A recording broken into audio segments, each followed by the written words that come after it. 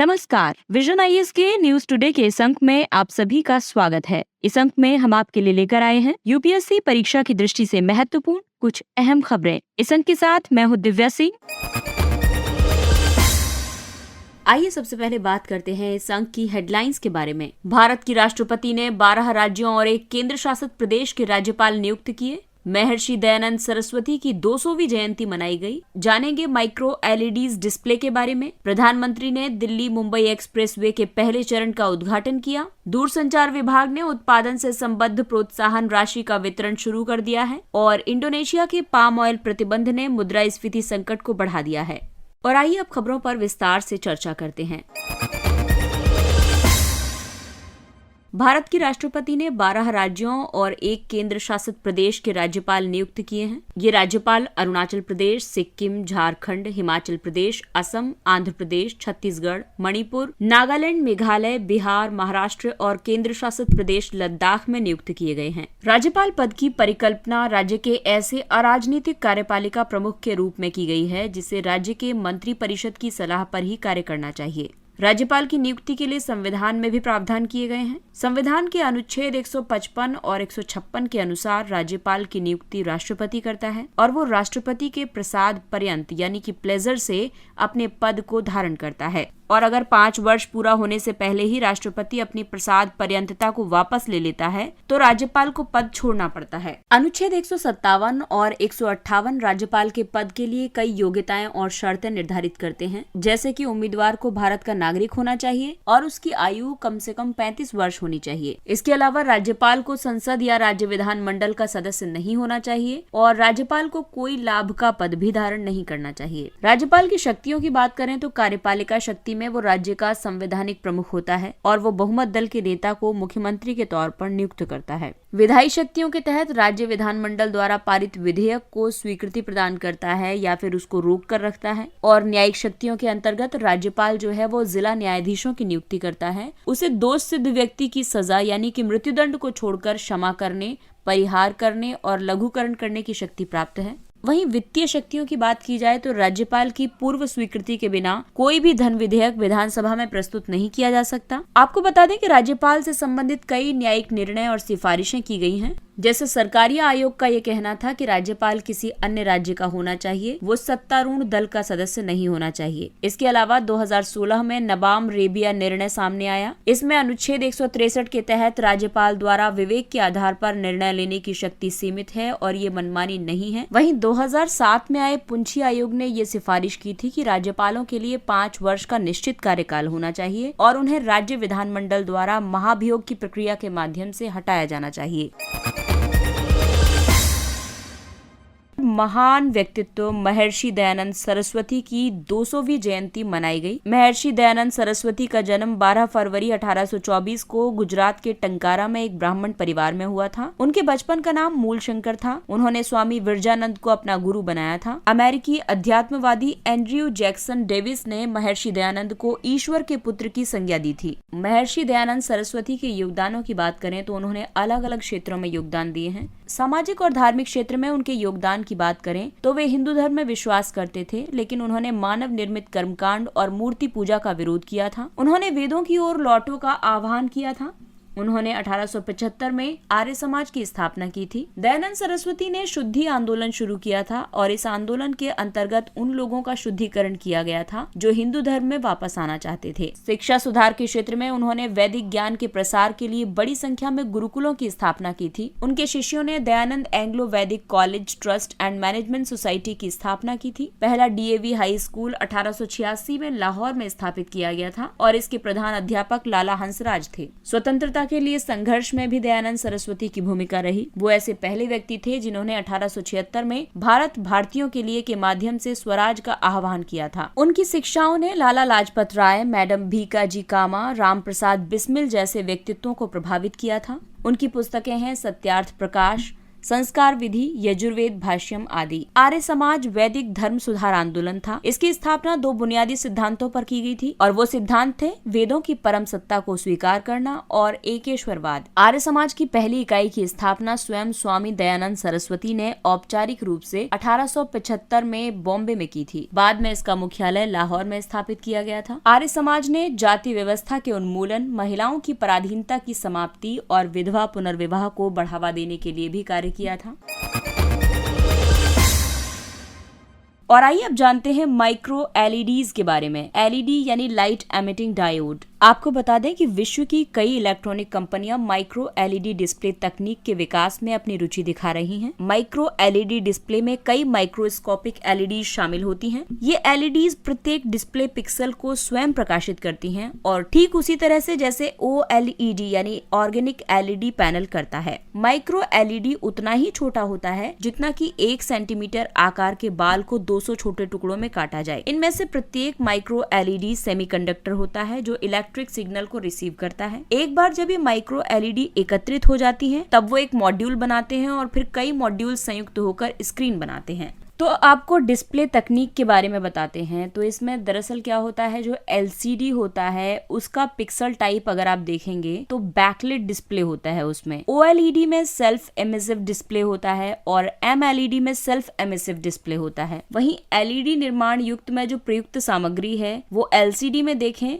तो वो inorganic LED backlight होती है और ऑर्गेनिक एलईडी में वो ऑर्गेनिक होती है और एमएलईडी में वो इनऑर्गेनिक एलईडी होती है। इन तीनों की चमक में भी अंतर होता है। एलसीडी में जहां चमक ज्यादा होती है वहीं ओएलईडी में चमक निम्न होती है और एमएलईडी में बहुत ज्यादा होती है। इन तीनों के अस्तित्व की अवधि में भी अंतर है। जैसे कि उनके अस्तित्व की अवधि की बात करें तो एलसीडी की जो अवधि है वो ज्यादा होती है, ओएलईडी की उससे कम होती है और एमएलईडी की काफी ज्यादा होती है। अनुक्रिया समय में भी अंतर है। जैसे एलसीडी का अनुक्रिया समय जो होता है वो मिली सेकेंड्स में है यानी कि धीमा है, वहीं ओएलईडी का अनुक्रिया समय मध्यम है और एमएलईडी का अनुक्रिया समय तेज है, ये नैनो सेकेंड्स में है। और आइए अब आपको बताते हैं माइक्रो एलईडी के लाभ के बारे में। माइक्रो एलईडी जो होती हैं वो सेल्फ एमिसिव होती हैं। ये बेहतर कलर रिप्रोडक्शन और बेहतर व्यूइंग एंगल प्रदान करती हैं। सेल्फ एमिसिव का मतलब है यहाँ पर एक डिस्प्ले स्क्रीन तकनीक जिसमें पिक्सल आंतरिक रूप से रंग उत्पन्न करते हैं। इसके अलावा असीमित स्केलेबिलिटी, क्योंकि ये resolution free, bezel free, ratio free और यहाँ तक कि साइज फ्री भी होते हैं। ये एलसीडी और ओएलईडी की तुलना में अधिक ऊर्जा दक्ष और चमकदार होते हैं, साथ ही अधिक टिकाऊ और उच्चतर रंग व्यापकता से युक्त होते हैं। लेकिन इनकी कई चुनौतियां भी हैं, जैसे कि माइक्रो एलईडी डिस्प्ले के उत्पादन की लागत काफी ज्यादा होती है। एलसीडी की बाजार हिस्सेदारी काफी ज्यादा है। अब माइक्रो एलईडी का संक्षिप्त परिचय भी दे देते हैं। माइक्रो एलईडी का आकार सूक्ष्म यानी 100 माइक्रोन से कम होता है। ये रेत के कण से भी छोटा और एलईडी का मात्र 1% होता है। विशाल ट्रांसफर टेक्नोलॉजी के माध्यम से माइक्रोन स्तर के त्रिरंग वाले आरजीबी माइक्रो एलईडीज को सबस्ट्रेट्स पर ले जाया जाता है और इससे अलग अलग आकारों के माइक्रो एलईडी डिस्प्ले बनते हैं। प्रधानमंत्री ने दिल्ली मुंबई एक्सप्रेसवे के पहले चरण का उद्घाटन किया। दिल्ली मुंबई एक्सप्रेसवे का पहला चरण 246 किलोमीटर लंबा दिल्ली दौसा लालसोट खंड है। ये दिल्ली से जयपुर की यात्रा के समय को कम कर देगा और पूरे क्षेत्र के आर्थिक विकास को बढ़ावा देगा। दिल्ली मुंबई एक्सप्रेसवे भारत का सबसे लंबा ग्रीनफील्ड एक्सप्रेसवे है। इसकी कुल लंबाई 1386 किलोमीटर है और इसमें 8 लेन है। ये दिल्ली और मुंबई के बीच की यात्रा की दूरी को 12% और यात्रा के समय को 50% यानी 12 घंटे तक कम कर देगा। ये 6 राज्यों दिल्ली, हरियाणा, राजस्थान, मध्य प्रदेश, गुजरात और महाराष्ट्र से होकर गुजरेगा और इनके प्रमुख शहरों को जोड़ेगा। वन्य जीवों की अबाध आवाजाही को सुनिश्चित करने के लिए इसमें भारत का पहला एनिमल ओवरपास और अंडरपास होंगे। ओवरपास 3 होंगे और अंडरपास 5 होंगे। ये 93 पीएम गति शक्ति इकोनॉमिक नोड्स, 13 बंदरगाहों और 8 मल्टी मॉडल लॉजिस्टिक्स पार्क के साथ जेवर हवाई अड्डे जैसे निर्माणाधीन ग्रीनफील्ड हवाई अड्डों की आवश्यकताओं को भी पूरा करेगा। दिल्ली मुंबई एक्सप्रेसवे प्रोजेक्ट केंद्र सरकार की भारतमाला परियोजना का हिस्सा है। भारतमाला परियोजना को सड़क परिवहन और राजमार्ग मंत्रालय ने शुरू किया था। दिल्ली मुंबई एक्सप्रेसवे के 2024 में पूरा होने का अनुमान है। भारतमाला परियोजना की विशेषताओं की बात करें तो ये आर्थिक गलियारों को एकीकृत करेगी। ये इंटर कॉरिडोर और फीडर मार्गों के माध्यम से लास्ट माइल कनेक्टिविटी प्रदान करेगी। ये मौजूदा राष्ट्रीय गलियारों का लेन विस्तार करेगी और उनके यातायात बोझ को कम करेगी। ये बंदरगाहों के माध्यम से आर्थिक विकास को बढ़ावा देगी। ये ग्रीनफील्ड एक्सप्रेसवे के निर्माण को बढ़ावा देगी। दिल्ली मुंबई एक्सप्रेसवे परियोजना पीएम गति शक्ति मास्टर प्लान द्वारा संचालित है। इसके तहत ऑप्टिकल फाइबर केबल, बिजली की लाइन, गैस पाइपलाइन आदि बिछाने की व्यवस्था की गई है। गति शक्ति राष्ट्रीय मास्टर प्लान का उद्देश्य लॉजिस्टिक लागत को कम करने के लिए एकीकृत अवसंरचना को विकसित करना है। इसके 6 स्तंभ हैं: व्यापकता, प्राथमिकता, अनुकूलन, समकालिकता, विश्लेषणात्मकता और गतिशीलता। और आइए बात करते हैं टेलीकॉम इंडस्ट्री की। दूरसंचार विभाग ने उत्पादन से संबद्ध प्रोत्साहन राशि का वितरण शुरू कर दिया है। डिपार्टमेंट ऑफ टेलीकॉम ने 2021-22 के लिए अपना लक्ष्य पूरा करने वाले 42 चयनित विनिर्माताओं को पीएलआई का भुगतान करना शुरू कर दिया है। इससे 1 अप्रैल 2022 से प्रभावी होने वाली 5 वर्ष की योजना अवधि में 44,000 से अधिक अतिरिक्त रोजगार पैदा होने की उम्मीद है। पीएलआई योजनाओं में आत्मनिर्भर भारत विजन को पूरा करने की परिकल्पना की गई है। इन योजनाओं में अनुमोदित निवेशकों को उत्पादन मूल्य का औसतन 4 से 6% प्रोत्साहन के रूप में प्रदान किया जाता है। दूरसंचार क्षेत्र के लिए डिजाइन आधारित पीएलआई के तहत भारत में डिजाइन और विनिर्मित उत्पादों के लिए 1% का अतिरिक्त प्रोत्साहन प्रदान किया जाता है। पीएलआई योजना का उद्देश्य है घरेलू विनिर्माण को विश्व स्तर पर प्रतिस्पर्धी बनाना, विनिर्माण क्षेत्र में वैश्विक चैंपियन निर्मित करना, सनराइज और रणनीतिक क्षेत्रों के लिए घरेलू विनिर्माण में मौजूदा क्षमताओं को बढ़ावा देना, आयात बिलों को कम करना और निर्यात क्षमता में वृद्धि करना। पीएलआई योजना को संबंधित मंत्रालय या विभाग कार्यान्वित करते हैं। साथ ही ये निर्धारित समग्र वित्तीय सीमाओं के दायरे में होती हैं। आपको बता दें कि केंद्रीय बजट 2021-22 में वित्त मंत्री ने 14 प्रमुख क्षेत्रों के लिए पीएलआई योजनाओं के लिए 1.97 लाख करोड़ रुपए के परिव्यय की घोषणा की थी। इसका उद्देश्य एक मजबूत घरेलू मूल्य श्रृंखला बनाना है। इसके 14 प्रमुख क्षेत्र हैं: ऑटोमोबाइल और ऑटो उपकरण, फार्मास्यूटिकल ड्रग्स, मूल्यवर्धित स्टील, दूरसंचार एवं नेटवर्किंग उत्पाद, इलेक्ट्रॉनिक प्रौद्योगिकी उत्पाद, व्हाइट गुड्स जैसे कि एसी और एलईडी। इसके अलावा खाद्य उत्पाद, वस्त्र उत्पाद, उच्च दक्षता के solar PV module, advance chemistry cell battery, चिकित्सा उपकरण, मोबाइल फोन सहित व्यापक इलेक्ट्रॉनिक्स मैन्युफैक्चरिंग, मुख्य प्रारंभिक सामग्री यानी केएसएम्स या दवा मध्यवर्ती या सक्रिय औषध सामग्री और ड्रोन्स। ये 14 क्षेत्र हैं जिन्हें सरकार पीएलआई योजना के तहत प्रोत्साहन दे रही है। अगली खबर इंडोनेशिया से जुड़ी हुई है। दरअसल इंडोनेशिया ने पाम ऑयल पर प्रतिबंध लगा दिया है और इस वजह से मुद्रास्फीति संकट बढ़ गया है। इंडोनेशिया घरेलू स्तर पर खाद्य तेल की कीमतों को कम करने के लिए कुछ निर्यात परमिट निलंबित करने की योजना बना रहा है। इंडोनेशिया विश्व में पाम ऑयल का सबसे बड़ा उत्पादक, निर्यातक और उपभोक्ता है। पाम ऑयल खाद्य वनस्पति तेल है। इसे एलएस गिनेंसिस यानी कि अफ्रीकी पाम ऑयल या एलएस ओलिफेरा यानी कि दक्षिण और मध्य अमेरिकी मूल के ताड़ के फल से प्राप्त किया जाता है। ये विटामिन ए और ई से समृद्ध है। इसमें ट्रांस फैटी एसिड नहीं पाया जाता और आमतौर पर इसका इस्तेमाल खाद्य उत्पादों और औद्योगिक उपयोगों में किया जाता है। ये detergent, lipstick, shampoo, chocolate, bread, ice cream और बायोडीजल में इस्तेमाल किया जाता है। इंडोनेशिया और मलेशिया संयुक्त रूप से वैश्विक पाम ऑयल के लगभग 90% का उत्पादन करते हैं। अन्य प्रमुख पाम ऑयल उत्पादकों में थाईलैंड, कोलंबिया और नाइजीरिया शामिल हैं। भारत पाम ऑयल का सबसे बड़ा आयातक है और भारत के वनस्पति तेल की खपत के लगभग 40% हिस्से की आपूर्ति पाम ऑयल से होती है। भारत के प्रमुख पाम ऑयल उत्पादक राज्य आंध्र प्रदेश, तेलंगाना और केरल हैं। पाम ऑयल के कुल उत्पादन में इनकी हिस्सेदारी लगभग 98% है। खाद्य तेल के लिए आयात पर निर्भरता कम करने के लिए भारत ने राष्ट्रीय खाद्य तेल मिशन ऑयल पाम यानी NMEO-OP की घोषणा की है। ये एक केंद्र प्रायोजित योजना है और इस योजना का लक्ष्य 2025-26 तक भारत में पाम ऑयल खेती के अंतर्गत 6.5 लाख हेक्टेयर के अतिरिक्त क्षेत्र को शामिल करना है। पाम ऑयल की खेती के लिए काफी अनुकूल जलवायु चाहिए होती है। ये एक आर्द्र उष्णकटिबंधीय फसल है। इसके लिए अनुकूल तापमान 22 डिग्री सेल्सियस से 24 डिग्री सेल्सियस और 20 डिग्री सेल्सियस से 33 डिग्री सेल्सियस है। इसके इष्टतम विकास के लिए प्रतिदिन 5 से 6 घंटे की उज्जवल धूप और 80% आर्द्रता की जरूरत होती है। इसके लिए 2500 से 4000 मिलीमीटर की वार्षिक या प्रतिमाह 50 मिलीमीटर की समान रूप से वितरित वर्षा अनुकूल मानी जाती है।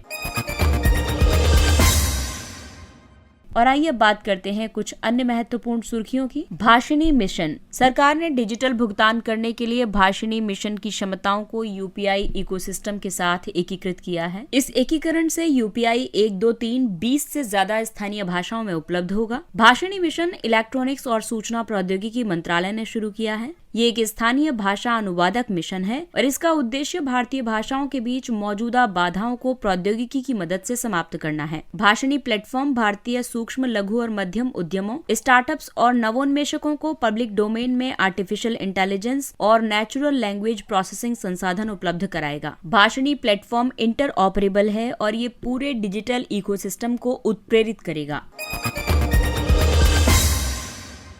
अगला टॉपिक है पूर्वी राजस्थान नहर परियोजना ERCP। प्रधानमंत्री ने कहा है कि केंद्र का लक्ष्य ERCP के तहत राजस्थान के 13 जिलों में जल की नियमित आपूर्ति सुनिश्चित करना है। ERCP का उद्देश्य दक्षिणी राजस्थान में चंबल और उसकी सहायक नदियों में वर्षा ऋतु के दौरान उपलब्ध अतिरिक्त जल का संचयन करना है। इस जल का उपयोग राजस्थान के जल की कमी का सामना कर रहे दक्षिण पूर्वी जिलों, विशेषकर 13 जिलों में किया जाएगा।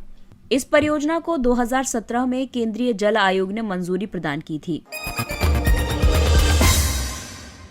अगला टॉपिक है millet international initiative for research and awareness MIRA. Bharat अंतर्राष्ट्रीय स्तर पर मिलेट यानी कि मोटा अनाज से जुड़े अनुसंधान कार्यक्रमों के साथ समन्वय करने के लिए मीरा नामक वैश्विक पहल शुरू करने की योजना बना रहा है। साथ ही इसके माध्यम से मिलेट फसलों पर अनुसंधान में भी सहयोग किया जाएगा। ये पहल संयुक्त राष्ट्र द्वारा 2023 को अंतर्राष्ट्रीय मिलेट वर्ष के रूप में घोषित करने और भारत को मिलेट्स के लिए एक वैश्विक केंद्र बनाने की केंद्र सरकार की योजना को लक्षित करती है। मीरा का सचिवालय दिल्ली में स्थापित किया जाएगा। मिलेट्स के वैश्विक उत्पादन का लगभग 41% भारत में उत्पादित होता है। मिलेट्स को सुपर फूड भी कहा जाता है। ये ऐसे खाद्यान्न हैं जिनमें उच्च पोषण संबंधी विशेषताएं और स्वास्थ्य के लिए लाभकारी गुण होते हैं। मिलेट्स फसलों को उगाने के लिए जल और अन्य आदानों की बहुत कम आवश्यकता होती है। इन फसलों को चावल और गेहूं की तुलना में कम पानी की जरूरत होती है और इन फसलों को ज्यादातर वर्षा पर निर्भर क्षेत्रों में उगाया जाता है। और अगला टॉपिक है ऑपरेशन दोस्त। ये ऑपरेशन भारतीय सेना ने शुरू किया है। इसे हाल ही में भूकंप से प्रभावित देशों सीरिया और तुर्की को मानवीय सहायता प्रदान करने के लिए आरंभ किया गया है। अगला टॉपिक है पर्यावरण और जलवायु संधारणीयता कार्य समूह ECSWG। सभी G20 देशों के साथ प्रथम G20 ECSWG की बैठक बेंगलुरु में संपन्न हुई है। ये कार्य समूह प्राथमिकता वाले क्षेत्रों के लिए कार्य करने के लिए प्रतिबद्ध है और वो प्राथमिकता वाले क्षेत्र हैं भूमि क्षरण को रोकना, पारिस्थितिकी तंत्र का तीव्र पुनर्स्थापन करना और जैव विविधता को समृद्ध करना, एक सतत और जलवायु परिवर्तन के प्रति लोचशील नीली अर्थव्यवस्था को बढ़ावा देना, संसाधन दक्षता और चक्रीय अर्थव्यवस्था को प्रोत्साहित करना। इसके अलावा ECSWG का लक्ष्य सामूहिक रूप से विकास का एक ऐसा नया प्रतिमान स्थापित करना है जो स्थिर एवं संधारणीय जलवायु, पर्यावरण और जैव विविधता का समर्थन करता हो। अगला टॉपिक है PFAS या फॉरएवर केमिकल्स। एक नए अध्ययन में नॉर्वेजियन आर्कटिक हिम में विषाक्त PFAS खतरनाक स्तर पर पाए गए हैं। PFAS को फॉरएवर केमिकल्स भी कहा जाता है। ये विषाक्त पदार्थ वन्य जीवों को प्रभावित कर सकते हैं। PFAS यानी परफ्लोरिनेटेड एंड पॉलीफ्लोरिनेटेड एल्काइल सब्सटेंसेस, ये 4700 से ज्यादा अत्यधिक स्थायी रसायनों का एक बड़ा समूह है। ये प्रकृति में उत्पन्न नहीं होते हैं, ये मानव निर्मित ही हैं। ये प्राकृतिक वातावरण में शायद ही कभी अपघटित होते हैं। PFAS संपूर्ण विश्व में लोगों और वन्य जीवों के रक्त में पाए गए हैं। ये मनुष्यों और जीवों दोनों के लिए ही जहरीले हो सकते हैं। PFAS का इस्तेमाल सौंदर्य प्रसाधन, इलेक्ट्रॉनिक्स और अन्य सामग्री आदि में किया जाता है। सुकन्या समृद्धि खाता योजना एक विशेष अभियान के तहत देश भर के डाकघरों ने 2 दिनों में करीब 11 लाख सुकन्या समृद्धि अकाउंट्स खोले हैं।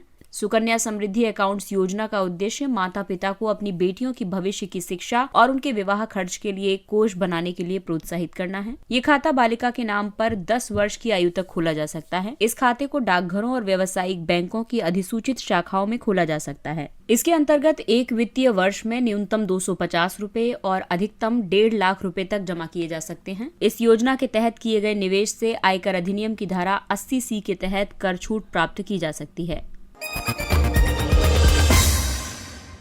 Data embassies. केंद्रीय बजट 2023-24 के अंतर्गत गुजरात में स्थित गिफ्ट सिटी में डेटा एम्बेसीज स्थापित करने की घोषणा की गई है। डेटा एम्बेसी से मतलब किसी राष्ट्रीय राज्य द्वारा अपनी राज्य क्षेत्रीय सीमाओं के बाहर स्वामित्व और देखरेख के अधीन सर्वर संसाधनों से है। ये डेटा एम्बेसीज उस राष्ट्र राज्य के खुद के कानूनों के द्वारा ही चलती है और ये साइबर हमले या फिर प्राकृतिक आपदाओं जैसी स्थितियों के दौरान राज्य और उसकी डिजिटल सेवाओं के सामान्य कामकाज के निर्बाध परिचालन को सुनिश्चित करेगी। डेटा एम्बेसी को राजनयिक संबंधों पर वियना कन्वेंशन 1961 के सिद्धांतों के आधार पर स्थानीय कानूनों से राजनयिक छूट प्राप्त है। डेटा एम्बेसी स्थापित करने वाला पहला देश एस्टोनिया था। एस्टोनिया ने 2017 में अपने राज्य क्षेत्र के बाहर लग्जमबर्ग में इसे स्थापित किया था। अगस्त्याकूर्डम। हाल ही में किए गए एक अनुसंधान ने अगस्त्यार वेधशाला का उल्लेख किया है। ये 19वीं शताब्दी के दौरान विश्व में मौजूद कुछ चुंबकीय वेधशालाओं में से एक थी। ये अगस्त्याकूर्डम में स्थित थी। अगस्त्याकूर्डम केरल की दूसरी सबसे ऊंची चोटी है। ये अगस्त्यमाला बायोस्फीयर रिजर्व का हिस्सा है। ये बायोस्फीयर रिजर्व संयुक्त रूप से केरल और तमिलनाडु राज्यों में स्थित है और आपको बता दें कि इसे यूनेस्को ने 2001 में बायोस्फीयर रिजर्व के वैश्विक नेटवर्क में शामिल किया था। अगस्त्याकूर्डम का नाम ऋषि अगस्त्य के नाम पड़ा है और वे तमिल सिद्ध आयुर्वेद के प्रणेता थे। और आइए अब चर्चा करते हैं उन स्थलों की जो कि कुछ विशेष खबरों की वजह से चर्चा में रही। और साइप्रस इसलिए चर्चा में है क्योंकि निकोस क्रिस्टोडोलाइडस को साइप्रस का राष्ट्रपति चुन लिया गया है। साइप्रस भूमध्य सागर में सिसिली और सार्डिनिया के बाद तीसरा सबसे बड़ा द्वीप है। ये भूमध्य सागर के उत्तर पूर्वी भाग में मिस्र से 300 किलोमीटर की दूरी पर स्थित है। ये तुर्की के दक्षिण में, सीरिया के पश्चिम में और ग्रीस की मुख्य भूमि के दक्षिण पूर्व में स्थित है। तो मैप में जाकर के इसको जरूर देखें कि साइप्रस की स्थिति क्या है। और अभी क्योंकि तुर्की और सीरिया भूकंप की वजह से चर्चा में है तो इसलिए प्रश्न बन सकता है इस पर। साइप्रस की तटरेखा लंबे रेतीले समुद्री तटों के साथ दंतुरित और पथरीली है। इसकी सबसे ऊंची चोटी माउंट ओलंपस है और सबसे लंबी नदी पेडियोस है। इसके साथ ही ये अंक समाप्त होता है। अगले अंक में फिर मुलाकात होगी कुछ अन्य महत्वपूर्ण खबरों के साथ। तब तक अपने लक्ष्य के लिए तत्पर रहिए और अगर आपको हमारा कंटेंट अच्छा लगता है तो इसे लाइक, सब्सक्राइब और शेयर जरूर करें। और अब हमें यानी विजन IAS की पूरी टीम को दीजिए इजाजत। नमस्कार।